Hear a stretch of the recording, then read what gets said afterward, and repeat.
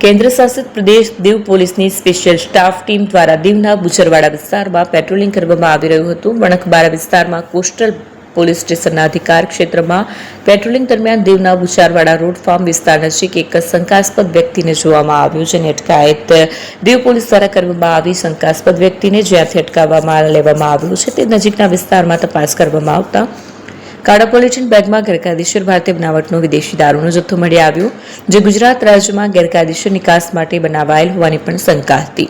કુલ મળીને ગેરકાયદેસર IMFLનો મોટો જથ્થો જપ્ત કરાયો હતો અને ત્યારબાદ વધુ કાનૂની કાર્યવાહી માટે આબકારી વિભાગ દીવને સોંપવામાં આવ્યો હતો.